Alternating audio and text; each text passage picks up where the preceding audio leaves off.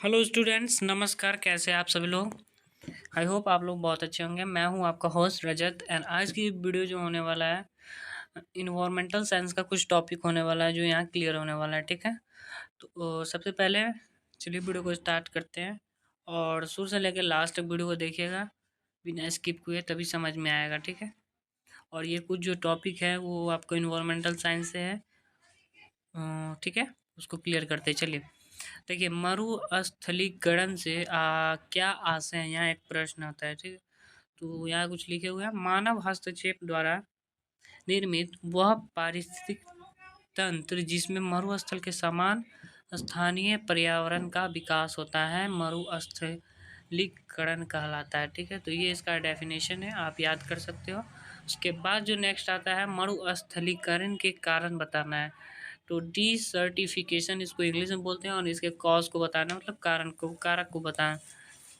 ठीक है, तो मरुस्थलीकरण एक खतरनाक सार्वभौमिक समस्या है। इसका सामना करने के लिए इसके कारणों को जानना बेहद जरूरी है। मरुस्थलीकरण एवं सूखे के मुख्य हैं, इस प्रकार सूचीबद्ध किए जा रहे हैं। ठीक है, सूचीबद्ध किए जा सकते हैं। देखिए यहाँ ये जो है आपके कॉजेज है कि क्यों हमारा मरुस्थलीकरण या सूखे होता है। देखिए, अनुपयुक्त भूमि पर खेती, बिना कोई उपयुक्त जो भूमि है उस पर खेती नहीं होकर अनुपयुक्त भूमि पर खेती होता है। भूमि पर क्षमता से अधिक, भूमि पर क्षमता से अधिक खेती कर देने पर होता है। वृक्षों की अनियमित एवं अनियंत्रित कटाई, वृक्षों की कटाई से भी होती है। अनुपयुक्त कृत पद्धति, दोषपूर्ण जल प्रबंधन, जल जल का जो मैनेजमेंट होना चाहिए, किस तरीके से जल को अगर सिंचाई करना है, रखना है, वो गलत तरीके से होता है। प्राकृतिक घटना, भूस्खलन, तो ये सारे जो है हमारे मरुस्थलीकरण के कारक होते हैं। ठीक, तो डेफिनेशन जाना, कॉज जाना। उसके बाद हमारा नेक्स्ट क्वेश्चन आता है वाटर लॉगिंग का। इसको हिंदी में हम लोग बोलते हैं जलाक्रांत। जलाक्रांत से आप समझते क्या है इसकी, और इसकी समस्याओं को भी बताना है। इसको जल क्रांति भी या लगनता भी बोल सकते हैं। जल लगनता या क्रांति की समस्या से आशय भूजल, जैसे ग्राउंड वाटर जो होता है या अंडरग्राउंड वाटर भू सतह पर आ जाने से है। ठीक है, जल क्रांति जो है समस्या, भूजल जो है आपको अंडरग्राउंड वाटर भू सतह पर आ जाता है, जिससे अस्थायी दलदल का निर्माण हो जाता है। जिससे क्या होगा, पानी अगर कहीं भी जुड़ेगा और खूब मतलब मट्टी है तो वहाँ पे दलदल होगा, जिससे समस्त क्षेत्र कृषि एवं आवास के अयोग्य हो जाता है। जिससे क्या होता है, हमारा जो जितने भी खेती ज़मीन है जिस पे आप कुछ भी अगर काम कर सकते हो, वो क्या होता है, दलदल हो जाता है, ख़राब हो जाता है। ठीक है, तो इसके कारण क्या है, अत्यधिक सिंचाई, इरिगेशन जो है, सिंचाई को इंग्लिश में बोलते हैं इरिगेशन। ठीक है, तो इरिगेशन जो होता है बहुत अधिक हो जाता है। उसके बाद है अत्यधिक वर्षा, ज़्यादा वर्षा हो जाता है, पानी भर जाता है ना, खेत बर्बाद हो जाता है।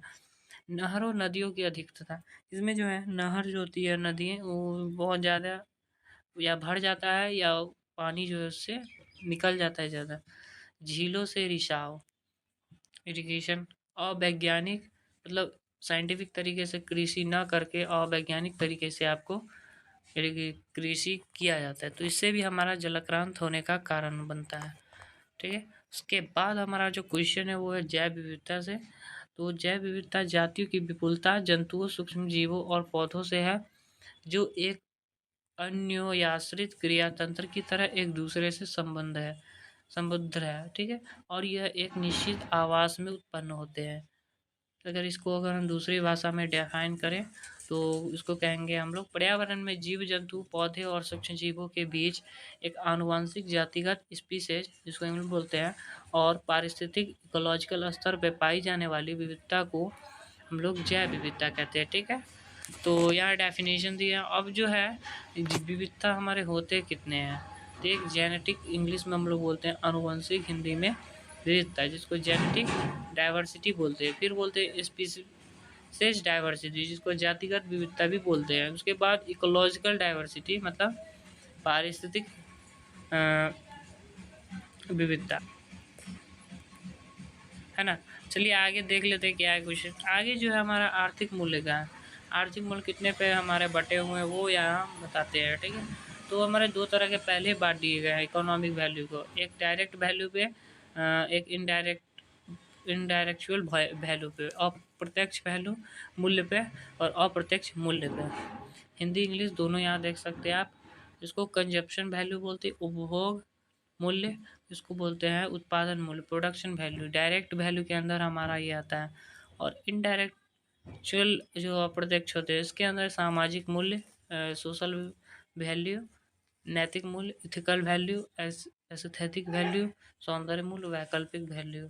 ये मतलब मल्टीपल वैल्यू, इसको इंग्लिश में बोलते हैं। लिख सकते हैं, ठीक है।